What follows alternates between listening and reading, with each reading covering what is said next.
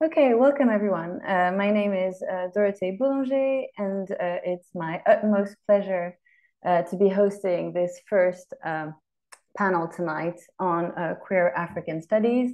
With me and who will be chairing this event, and in a second introducing our speakers, is Gibson Ncube, who is an academic at Stellenbosch in South Africa, and who is also this year an AFOX fellow at Oxford, and who will be welcoming in person in Oxford in May and June. So we're very much looking forward to this, and this panel is part of the activities that we are lucky to organize with Gibson this year. And our speakers, Luz Udin-Hussein and Melusi Mtunga, will be introduced by Gibson now. So over to you, Gibson, and thank you so much to everyone for attending. Thank you very much, Dorothy, and thank you very much to everyone for attending. So I'm going to introduce our two speakers at the start, and then they'll each have 20 minutes to present, and then we'll have a Q&A at the end. So our first speaker is Luz. Luz is a PhD candidate at the African Studies Center at Leiden University in the Netherlands. She has conducted research in Senegal on the social positioning of wicked women, queer women, sex workers, and feminist activists. She is also the board member and editor at LOVA, the Netherlands Association for Feminist Anthropology and Gender Studies. Melusi is an emerging scholar and PhD candidate at the Department of Communication Science at the University of South Africa, where he teaches and supervises at postgraduate level. His multidisciplinary research interests include the sonic productions and writings of Black queer musicians and creatives in South Africa, the expressions of Black queer love, visibility, identity, and also the media representations of queerness in Africa more broadly. So I'll just hand over to Luz to present for 20 minutes, and then Melusi will present thereafter, and then we'll have a Q&A at the end. Thank you. Thank you, Gibson and Dorothée. Thank you for inviting me. Yeah, and I'm happy to talk to you about my doctoral research, which is indeed about so-called wicked women, which I use as an overarching term or concept for sexually dissident women, which include indeed feminist activists, sex workers, and lesbian women. And I use lesbian in the French sense. That's the way women identify in Senegal. And I use this in the French sense in speaking, but also in writing in my dissertation, because it has a somewhat different connotation from what in the West we might understand as, or in global sort of sexual rights, LGBTQ politics, as lesbian in English.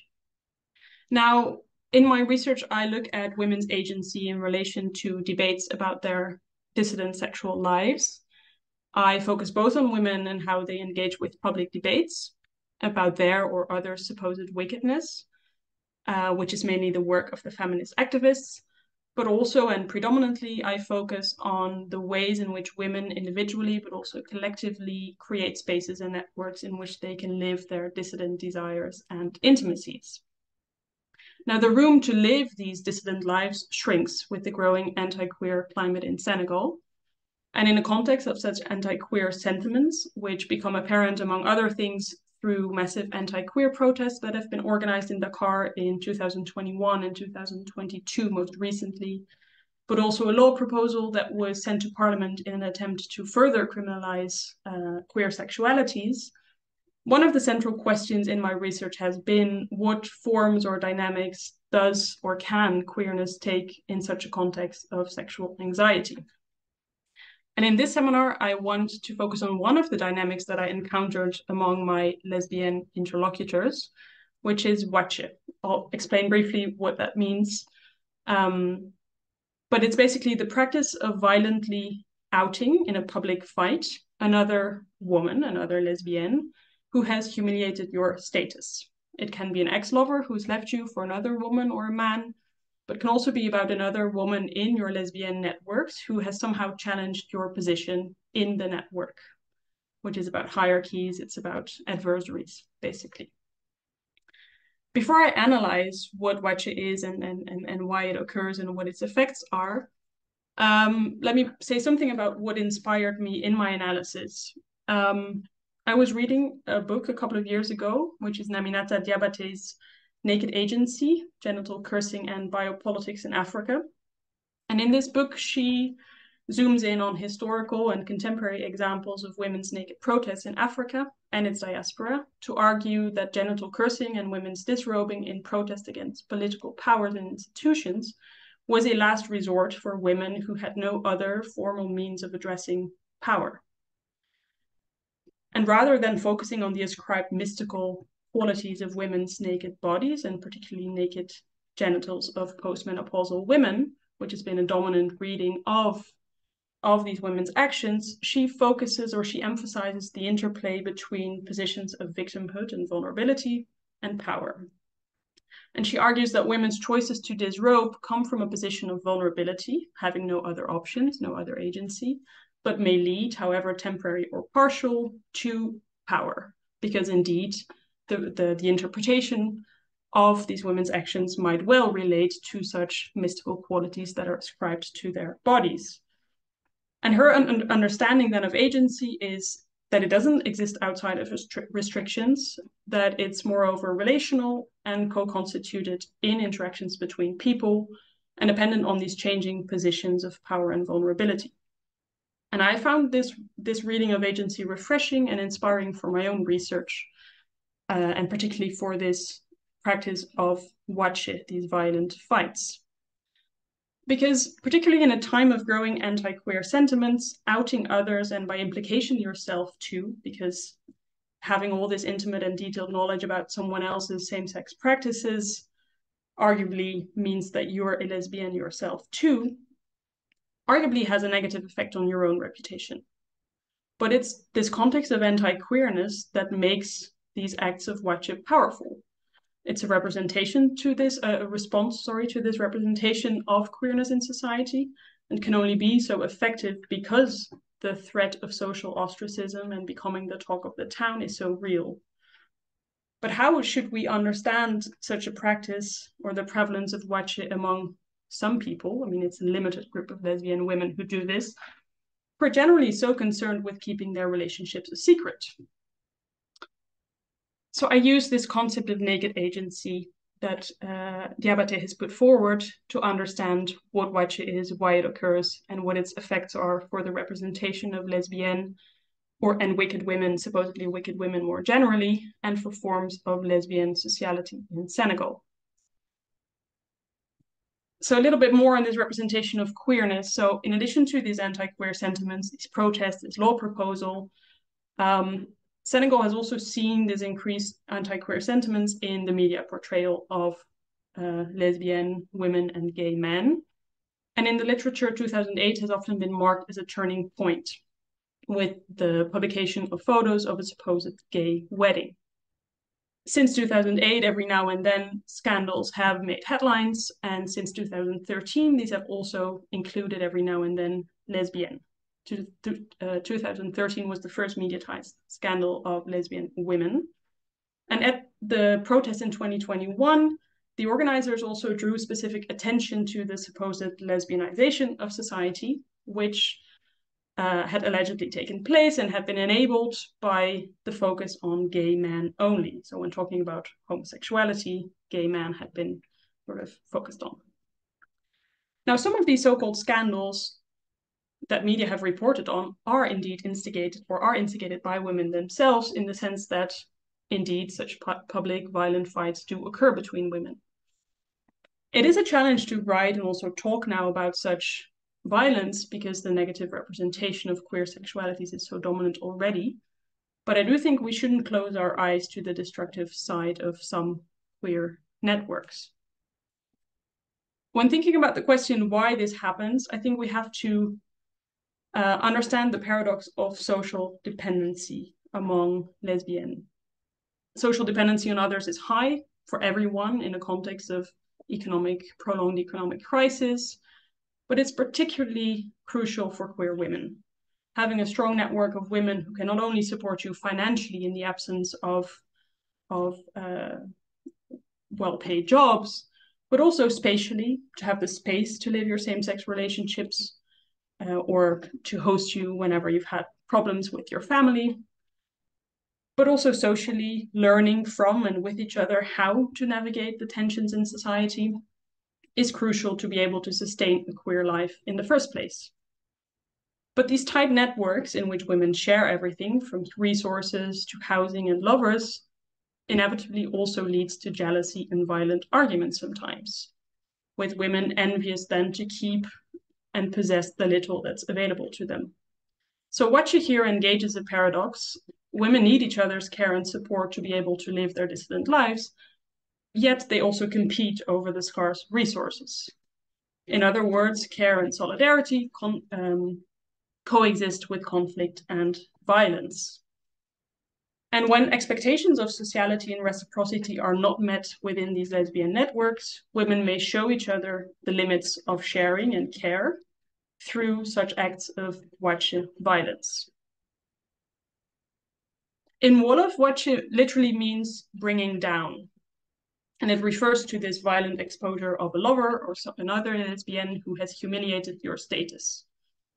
And women who watje another woman draw the attention of the family or the neighborhood of this person to the immoral behavior. They say they watje Gurge, they bring down the house, or they watje Koimbi, they bring down the neighborhood. And the intention is to draw the attention of the direct environment to harm the other's reputation, which makes it highly embedded in other social relations. It's basically exposing this appearance of being a good person, sort of showing, revealing what they really are, sort of bringing them down from this stage of supposed moral superiority back to, no, you two are a lesbian and you're no better than us. A very brief example of watje, 2019, several newspapers reported the verdict of a woman who had attempted to set fire to the house of a female lover. She was convicted to 1 year in prison for acte contre nature, unnatural acts, same-sex conduct, and the destruction of property. She had set fire to the house of this ex-girlfriend because she had felt betrayed. She had been providing for her lover and her lover's mother financially. And when her lover decided to get back with her ex-husband, she interpreted this as the acknowledgement, as sort of, she would never really be acknowledged as being a rightful provider for her girlfriend. And she was painfully reminded of the fact that their relationship was never meant to last. And to watch the house of her lover then was a way to protest this impossibility and expression of feeling of powerlessness that this gave her. Now, this already suggests why someone might resort to watje. And it's a central question that I have, given the secrecy with which lesbian women otherwise live their queer relationships. I think what is very important to understand is what these women come from in terms of their positions in society and their lack of other institutionalized means to protest, to hold people accountable for abuse of power or trust, interpersonal trust. These women really have little authority to claim, and watje then is this last resort. So this is where Naminata Diabate's concept of naked agency comes back, that I understand watje as this particular form of agency that emerges from a position of vulnerability. These women are from lower socioeconomic backgrounds, and more middle-class lesbian women stay far away from such dynamics. They have a lot more to lose in terms of respectability, position, perhaps a well-respected job, where these women have little to lose. They have often already had problems, been exposed in a way, or had problems with their families for their same-sex relationships. So in outing the other person, they have little left to lose. So they're considered, in the representation of this violence, they're considered to lack any feelings of shame or self-respect because they expose themselves as well as violent, vulgar, lesbian. But for these women, it's the only way through which they can attempt to restore or save their honor in their own network of lesbian. So both the social and economic factors help explain why someone might be drawn to this violence. And it also occurs against the backdrop of structural violence that many of these poor urban queer women face. And this violence then may be a last resort for women who feel humiliated in all spheres of life. And it's important for them then to defend this honor by refusing to be humiliated. Hence the title of this presentation, in which I quote one of my interlocutors who said, "You trample me, I crush you, humiliation and honor in queer women's violence in Senegal." So this idea that you harm my reputation somehow, I'll do much worse to you. I'll show you what my worth is, what my honor, so you don't get away with messing with this position or status. Now, at first sight, this seems to be a mere eruption of violence, lack of emotional restraint. It's about much more than just punishing another woman for having hurt you. So this is really also about restoring one's own reputation and sense of worth in their networks. And by exposing another person's moral wrongdoing, someone who has left you where they shouldn't have, for example, people who perform wache attempt to renegotiate moral boundaries and hierarchies in their relationships. So these practices of wache somehow are attempts to shift these ideas about who should actually be excluded from these networks, who should be humiliated. So by performing wache, these women try to turn their humiliation into power, however temporary it is, and however much these acts may backfire on them because of this representation of queerness in society. So wache emerges as this form of agency, which is a unique combination of social and material precarity in combination with these anti-queer sentiments in society, where women have few other options to negotiate their position in their own social networks. And wache then is this constant negotiation of power relations between the women and their targets, and the outcome of their intentions, of their acts, however intentional these acts are, cannot be presupposed. And with the media's hunger for scandals and rising anti-queer sentiments, the potential consequences can be far-reaching also for themselves. Diabaté also says this: agency is always co-constitutive because the agency of the women stops or slows down where that of their targets begins or speeds up. And they don't have control, of course, of where their acts go and what these mediatized scandals then might lead to. But if we analyze the reasons why these women turn to violence and the effects on their positions within their own networks, the strength and depth of their social networks, we can understand how women are both victims and agents in their social worlds. Of course, they are victims of this negative representation of queerness in society, of the societal expectations that make that indeed they might never be acknowledged as a provider for a girlfriend socially in the long run. But they do still have agency and do try at least to sort of negotiate their way out of these dire conditions. Now, wache is in a way a practice, as I describe it in this way, that is specific to some lesbian networks. But Senegalese media have also covered sensationally instances of violence between co-wives in polygamous marriages. Newspapers regularly report about women who have attacked their co-wives with knives, petrol, or other utensils. And media write about it sensationally. People often explain such cases as exaggerated jealousy from the woman. But we could argue that this articulates their protest against a societal norm and also the law that enable and even encourage polygamy for men.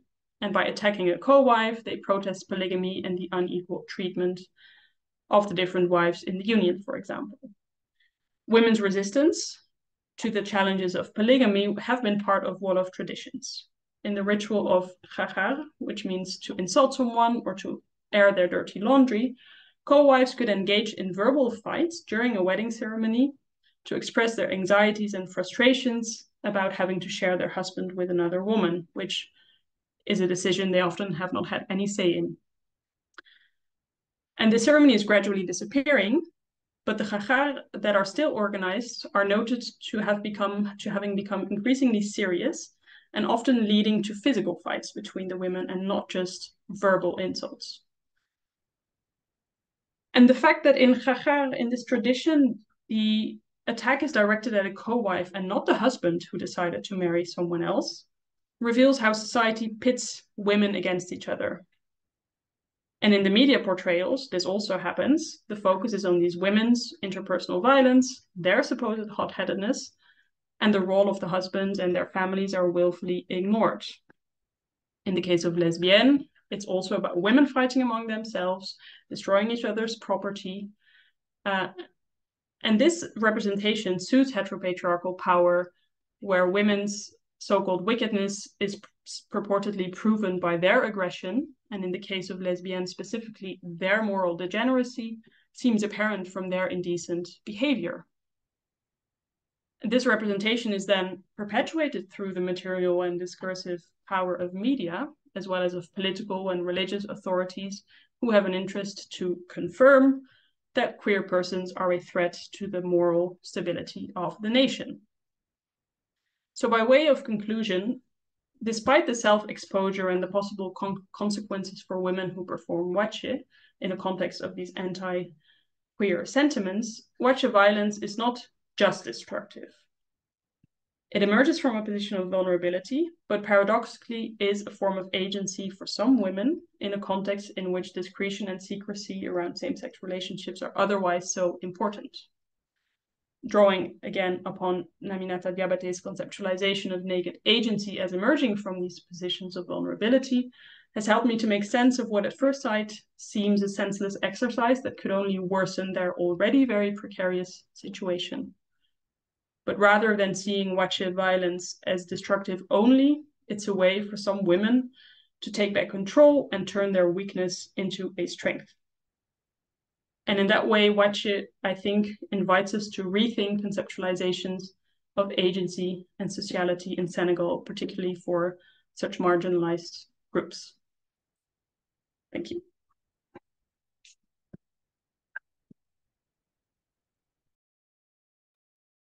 Thank you very much, Lucid.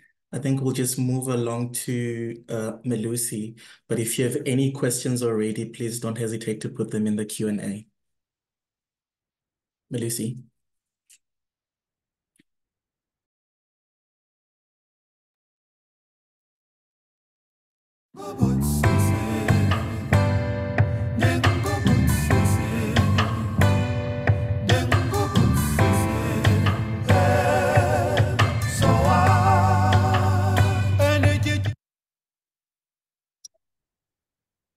Good evening.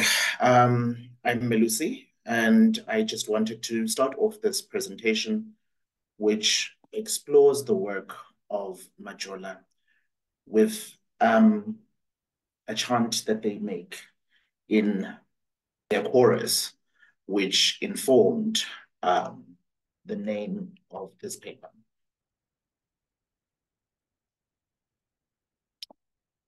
So language has been used throughout history in very disparaging ways. While it plays a role of holding truths and holding knowledge, it also has been, particularly for queer individuals, been used to belittle, regulate, and discriminate queer individuals in South Africa and globally.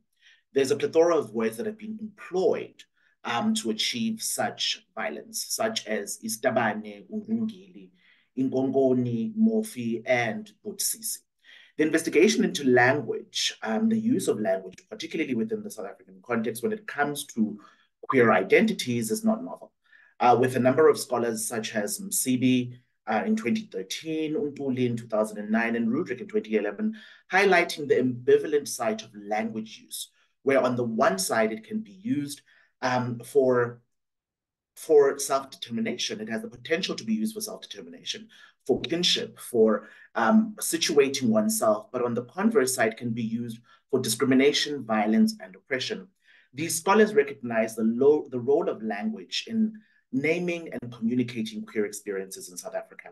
This then offers us the opportunity to explore the use of indigenous languages in different art forms, and in this case, music being that such art form, and how language is used in these art forms to name, describe, and communicate about queer identities and the queer subjectivity in South Africa.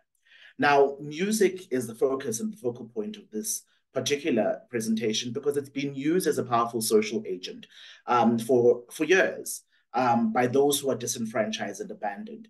History points to how families and artists and creatives have used music to teach, share intergenerational knowledge, as well as communicate messages of resistance to oppressive systems. Within gender and non-normative sexualities discourse, music is theorized as giving queer folk the way to talk back to oppressive systems and affirm their identity, as highlighted by Taylor in 2015. Now, Majola Kanyete, whose official birth name is Khanyisa Budi and who hails from the township of Zwelisha in the Eastern Cape, joins the rank of queer groundbreakers such as the trailblazing trio Threesome, Umlilo, Nakane, Desire Maria, Bonga Kwana, Toya DeLacy, who are all artists who use their music to communicate the complexities and the challenges and the beauty of their sexual and gendered identity. A composer, recording musician, actor, playwright. He describes himself as a biographical songwriter whose work emerges from his own experiences, capturing the joys, challenges, sadness, triumphs, and losses that he's experienced as a Black gay man and creative in South Africa. His debut album, Butsisi, which is titled after the widely used word used to describe effeminate gay men, Butsisi is one of those non-Indigenous words that have become commonly used in disparaging and violent ways to call out queer men for not complying to the standards of hegemonic masculinity within the South African context. Now, if we look at Butsisi, the name is made out of two parts. There is But, which is Buti in isiXhosa, which represents the masculine male side. Then there is Sisi, which is Sisi in isiXhosa, which then represents the female, effeminate side. And they are put together to describe this person who is in the middle. Ubutsisi cannot be described. They cannot be understood. They're an anomaly, an incomprehensible idea within the society that they live in. So if you look at this, the definition of this word, it becomes apparent the violence that this word has. Though Majola effectively captures, as you heard in the beginning in that music, this word to describe their experience. In his album and in that short snippet that you heard, Majola says, Ndingu Butsisi, so what? Considering the violence and the discriminatory ways in which our languages have been used against queer folk, by uttering the words Ndingu Butsisi, so what, Umajola enacts reclamation of the word Butsisi, and he makes space and gives people, and he presents possibilities and opportunities to reaffirm oppressive lexicon in our indigenous languages for generative purposes. By subverting the negative connotation and association of the term Butsisi, he reclaims his power and gives other queer individuals the license to radicalize stereotypes that have been used in indigenous language to assert their being and affirm their identity. And this he captures when he describes the album and says that I would not have been able to produce Butsisi if I had not survived homophobia. Now, Butsisi as an album is an album of self-acceptance. It blends choral, jazz, and gospel tones and tempo in a captivating narrative style. It is set up in a way where it places Majola or places the listener in a courtroom where Majola is now delivering a statement in defense before receiving a judgment from a judge that is narrated by the openly gay retired constitutional judge, Justice Edwin Cameron. The courtroom narrative is carried through the song in 5 interludes where Majola defends themselves in the court of social justice. They paint this picture of him speaking back with this music in this court of social justice. So in today's presentation, I want to explore how Majola's Butsisi, how he uses in his indigenous home language of isiXhosa to communicate his experience about being Black and gay in South Africa. I delve into how the album, as an oral literary music text, employs isiXhosa to capture and narrate the nuances of Black queer radical self-love, pleasure, joy, and love, as well as speaking back to oppression by resisting. through a close reading of select songs of Butsisi, framed by core theory as coined by E. Patrick Johnson, I examine how Majola uses his music, predominantly sung in isiXhosa, as a communicative tool through which archiving and memorialization takes place, further unpacking how the use of isiXhosa affirms indigenous Black queer identities by dismantling this belief that our indigenous languages are intelligible and incapable of capturing the essence of Black queer subjectivities in South Africa. And also casting apprehension on the notion of queerness being un-African. Engaging in this process, I push forward this idea of what Majola does potentially constitutes the creation of a new musical genre, which I, in the working stages of this analysis, would refer to as indigenous queer South African music. Now, in this particular presentation, I want to highlight that I acknowledge that as much as languages have been used in disparaging ways, but in the same way, queer folk have taken on and developed lexicons that speak to resisting those particular oppressive systems or the context in which they find themselves in. The development of the lexicon of isiNgqumo is an example of the development of lexicons and registers of resistance by queer individuals in response to the language of subjugation. And they take and develop this lexicon as a way in which they self-determine. isiNgqumo is a dialect spoken in Black Township gay subculture in Durban, and it originates as early as the 1940s. It is a bit of a dying lexicon, as not a lot of people or younger queer folk speak the lexicon, but it was developed with the importance of language expressing individual identity. So it was used as this secret code for communicating between gay men in that particular context. And it showed and brought to the fore the ability for queer folk to use language in subversive ways to form identity, to form communities, because it was only a lexicon that was used by that particular community. So I draw on that example to say, in this continuation, Majola then takes what the work of isiNgqumo and the development of isiNgqumo as a lexicon by saying, I will then use my own language. I will use my indigenous home language to articulate what my experience is. Now, I'm going to just play a few snippets of some music in some of the songs that I am going to give an analysis of. And I hope that you will indulge me as I do this.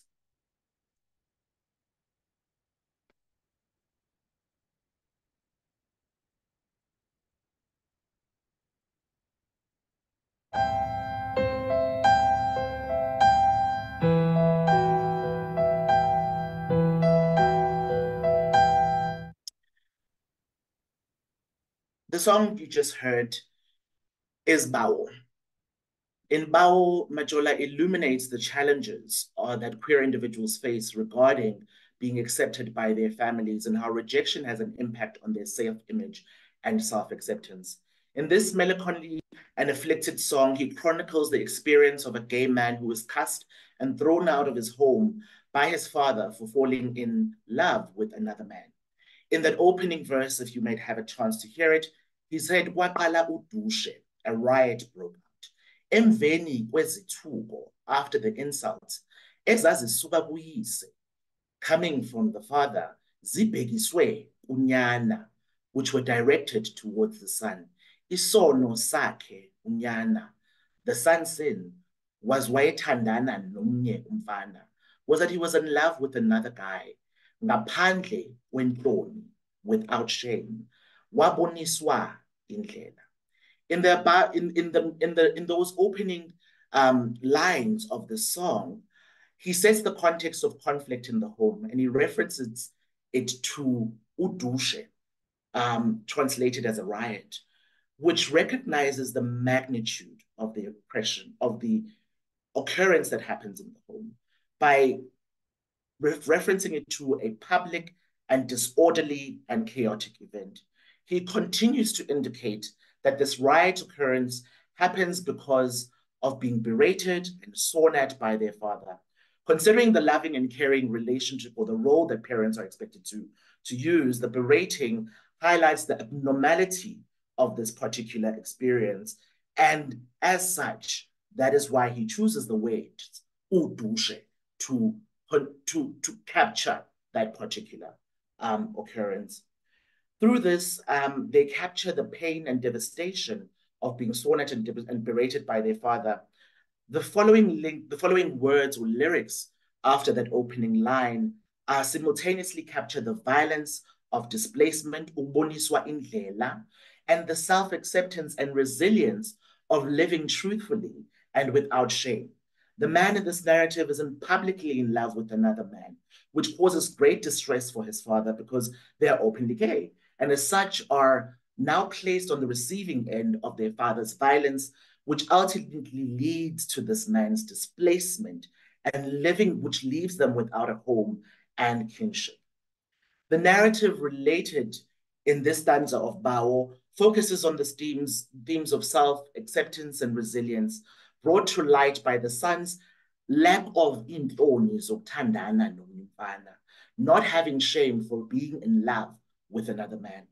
Majola shows how self-awareness and acceptance can have adverse effects on queer individuals. And we've heard and seen the stories of how this has occurred in different contexts. Since self-acceptance can lead to an open, I've lost my train of thoughts, do forgive me. Because self-acceptance can make queer folk susceptible to ostracization, being thrown out of their homes, their churches, and other institutions. Majola draws on the attention of the need for kinship and home, as Bell Hooks describes home as the construction of home as being creating a safe space where Black people can affirm one another, and by doing so, heal the many wounds inflicted by domination.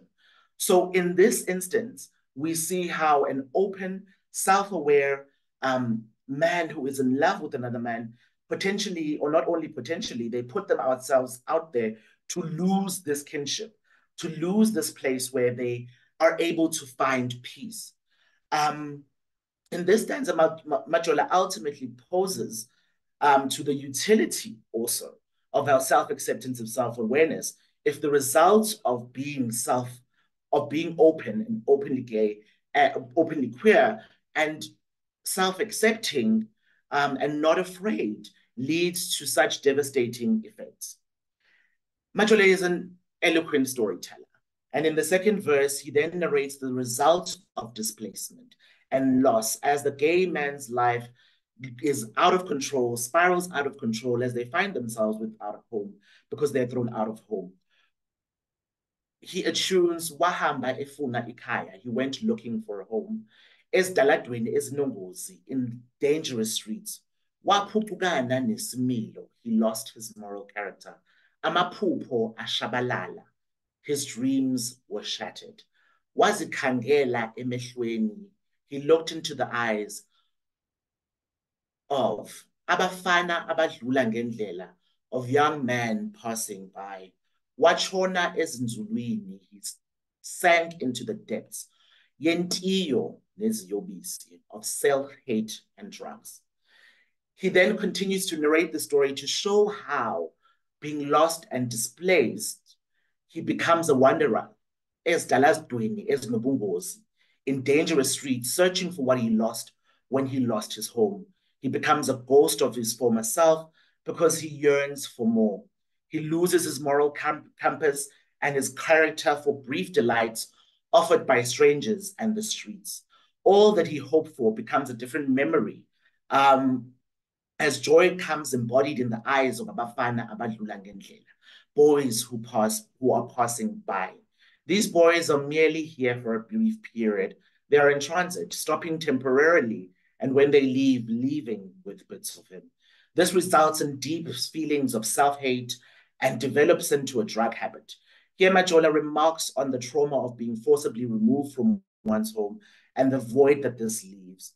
They comment on the development of toxic behaviors, which are aimed at self-healing or trying to find what has been lost. This articulates to on a more connotative level to the pleasure that comes from being desired by other men and the exhilaration of drugs in a response to rejection and trauma. Addressing this toxic coping mechanism of trauma, this man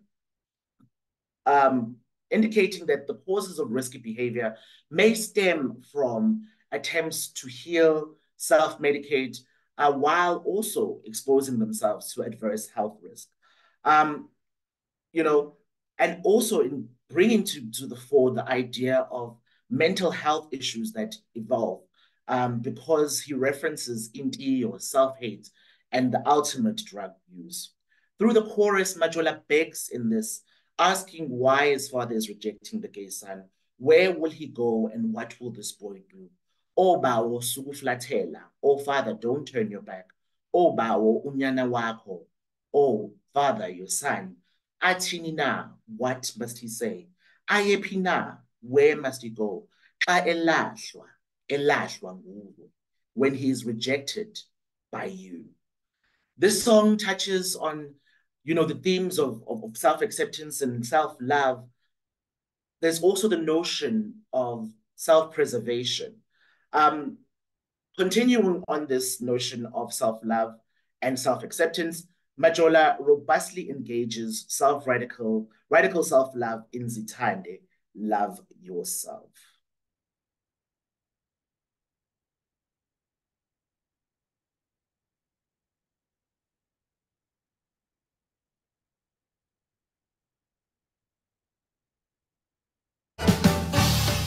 When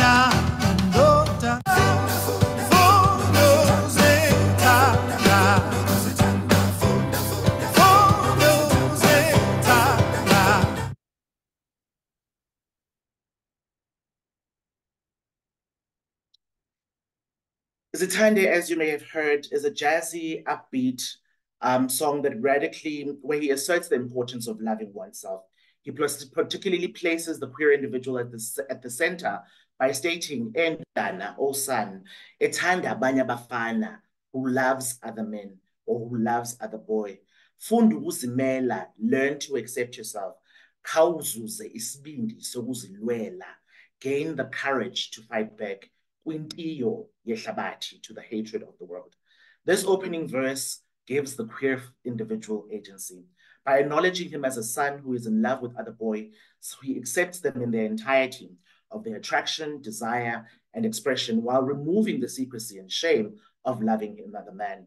He uses this naming practice to describe the material reality of this young man, much like he does in Bawo when he states that the son was ostracized for uthandana nomunye umfana ngaphandle kwentloni.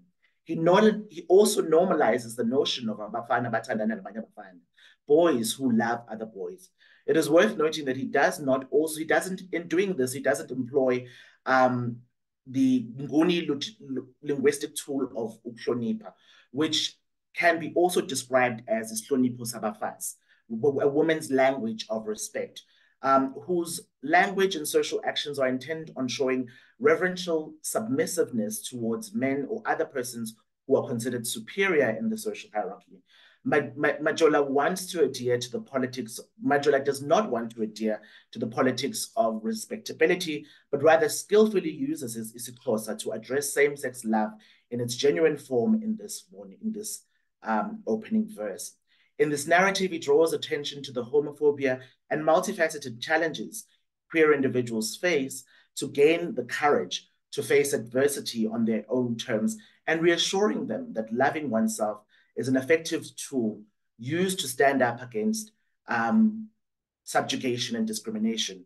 In this encouraging way, he then moves on to say, as a result of loving yourself, zonke inhlungu, all the pain, odlule kuzo that you've passed or that you've experienced, zidlule nobumnyama, they have allowed the darkness to pass by.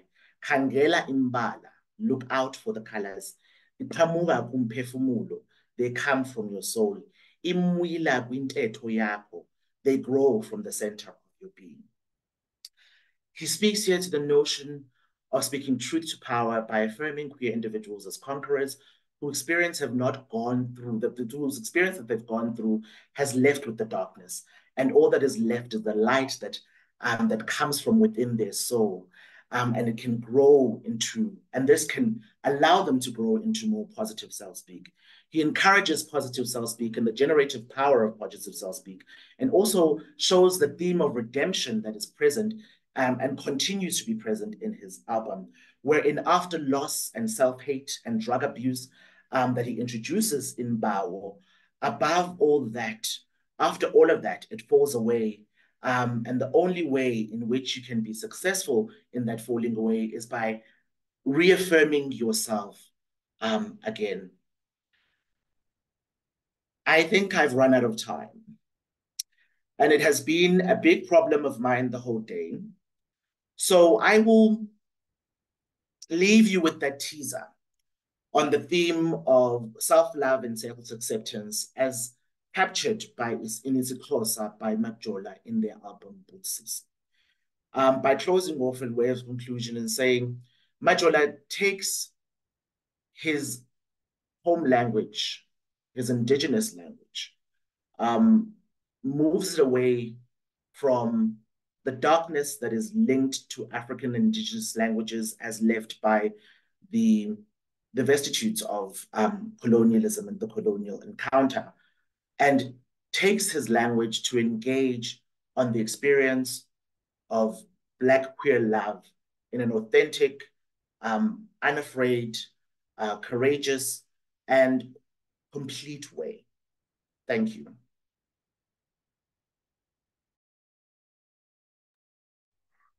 Thank you so much to our two speakers. Thank you very, very much. This was fascinating. We already have a few questions. So maybe what I can do is I'll read the first question that is for Luz, and then the other ones that are for Melusi. I won't say who is asking just because we're recording this and we would kind of need people's consent if we were to identify them. So let's not go through this. And of course, if there are more questions, the event is supposed to go until 6 p.m. Maybe we can grab a few minutes if there are more questions. But please don't hesitate to put them in the chat or in the Q&A. So the first question for Louis. I'd love to hear more about Louis's methodology and how she has grappled with researching this context. How do you navigate the inherent power dynamics and your positionality as a white female researcher in studying the lived experiences of Black, poor urban lesbians who live in an anti-queer context? What methodologies do you employ to ensure your research approach is both ethical and sensitive to the nuances of their intersectional identities? How do you make your research accessible to the participants? Thank you. Yeah, thank you. Very, very relevant question. Many questions in one, I think. The first or most important response, I think, is ethnography. So this has been ethnographic research, long-standing ethnographic research with women, some of whom I had met already when I conducted fieldwork for my master's thesis in 2017, 2018, and with many of them I kept in touch and sort of also reconnected when I came back in 2020 for my doctoral fieldwork.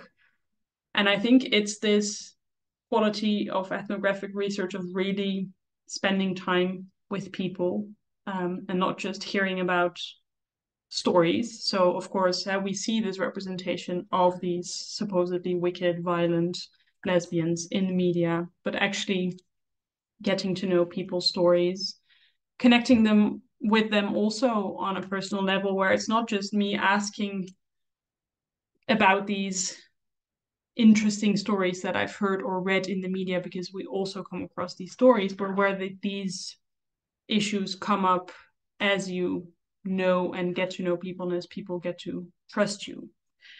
And I mentioned briefly that it's a challenge, of course, to write about this and also speak about it. One of the things that I do in my dissertation, which I'm still finishing, is to omit, which is unconventional, but to omit some of the sources. So the sources that refer to these scandals I don't cite or refer to the exact papers, articles, and I change some details that might lead people to, have more information that could potentially expose them further, because these scandals, I mean, people have forgotten about them, new things come up. But if I put these people in the spotlight and sort of expose them more, that's of course challenging, and particularly in this anti-queer context where we don't know where it's going and where information would end up beyond your intentions or goals.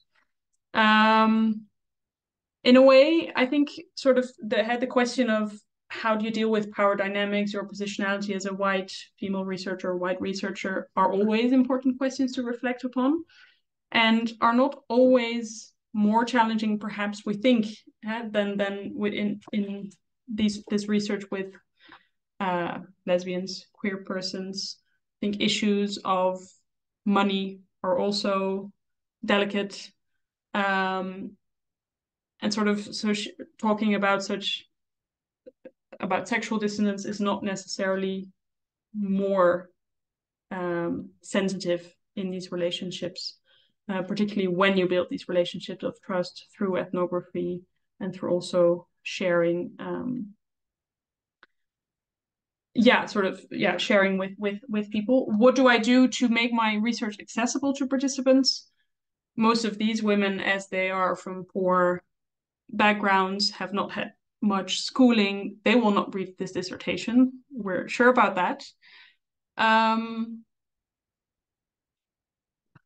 I keep in touch and sort of try and reciprocate some of what I got from them via other means, via keeping in touch, helping them occasionally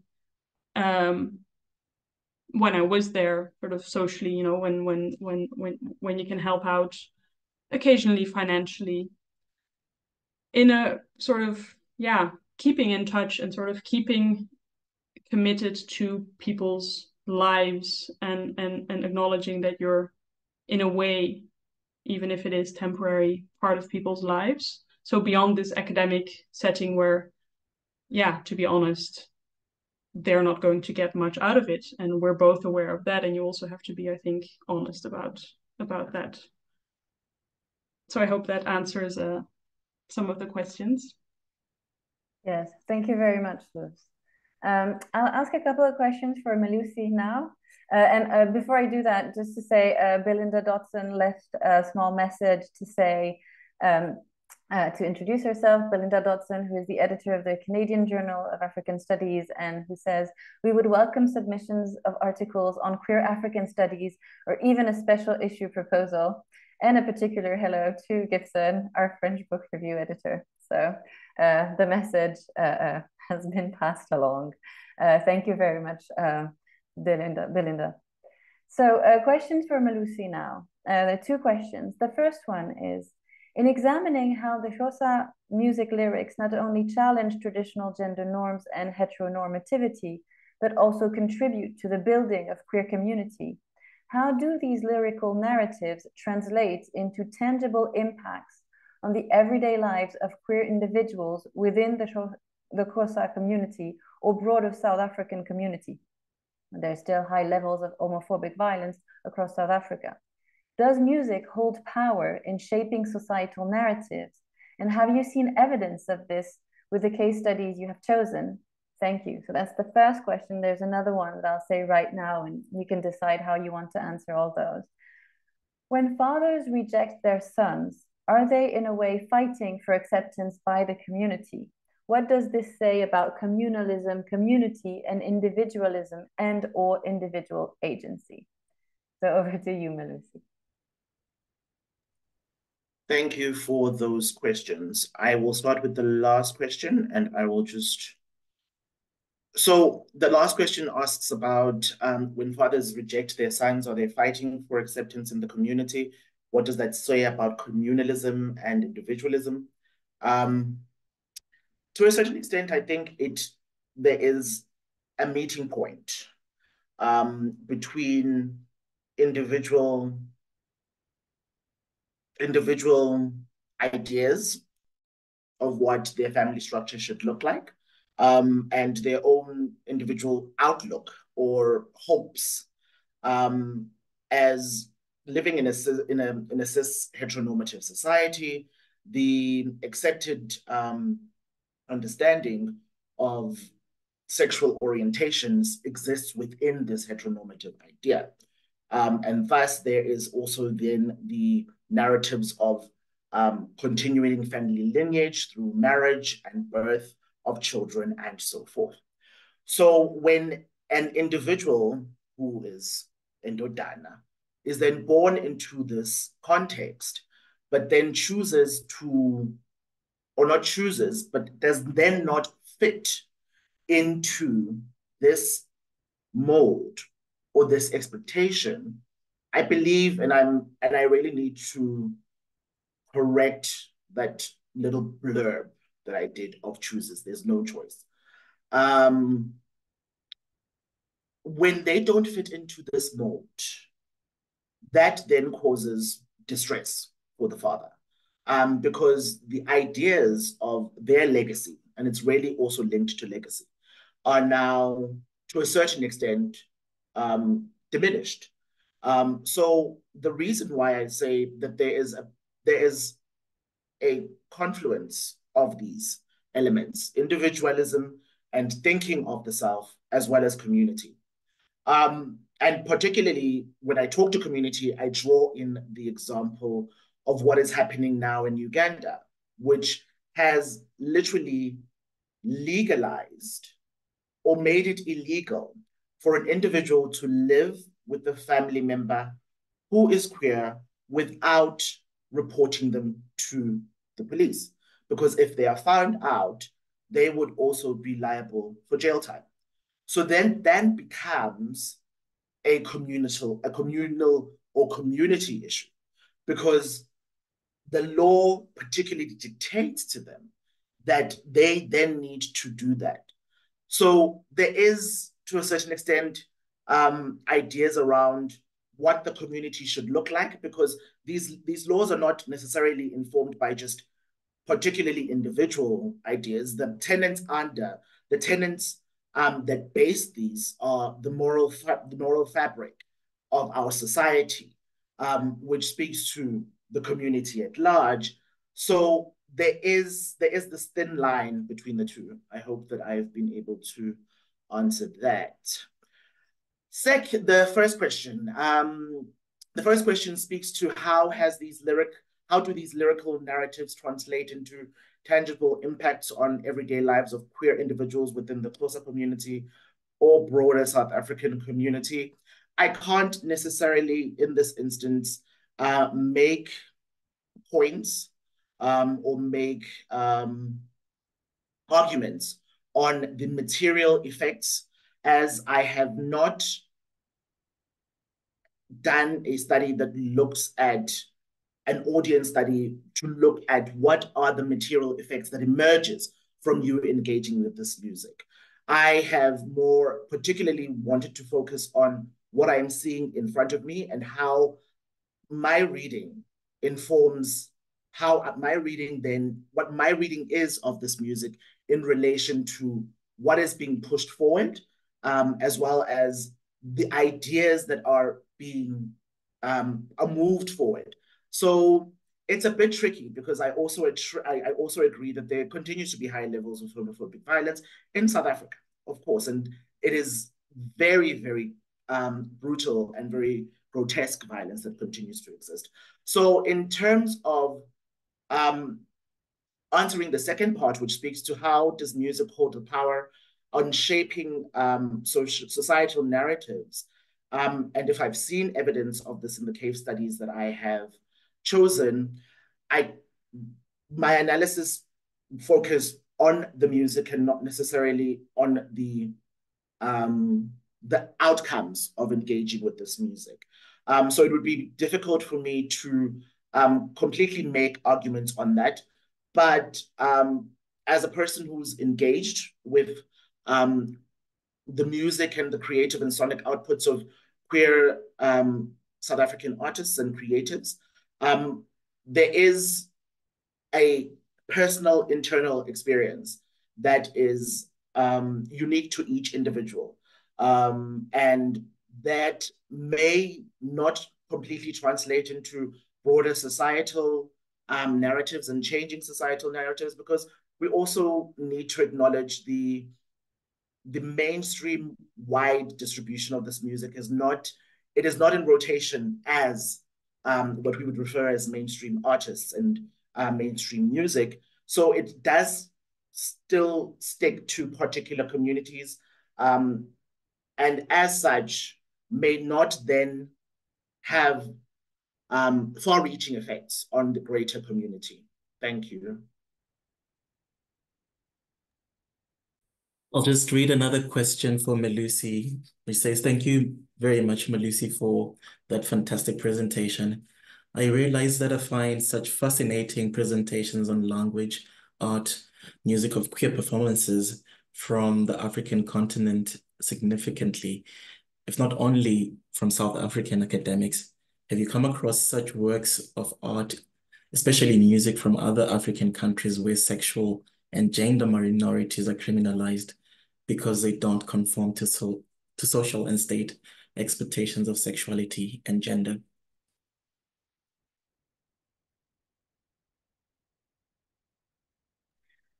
Thank you for that question. Yes, there are a number of different African artists who are doing work and who are creating music in Nigeria, in Senegal, in different parts of the African continent. The work is not necessarily theorized within African academic spaces. You do also find that there are African-born artists who are in the West. So they might be in America or Europe, but still produce music that speaks to their home and birth experience. So yes, there is an actual movement within the entire continent, and the music comes from different parts, not only within the South African context, which would be perceived as legally more safeguarded than other of these African countries where there is the criminalization of sexuality and gender. Thank you.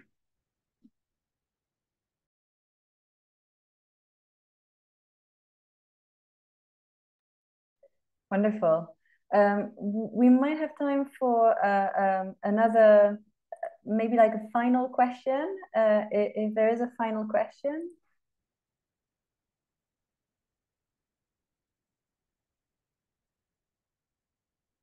Well, if not, our time is over now, and I just want to thank so much Melusi and Luis for these two, very impressive presentations, absolutely fascinating. So thank you so much. Thank you to Gibson as well for organizing this and co-chairing it with me. Thank you to everyone for attending. This was really wonderful, and we are having another event next week. Same day of the week, same time. So we're very much hoping to continue these conversations in Queer African Studies with all of you next week. Thank you very much. Have a lovely evening. Bye-bye. Thank you. Thank you.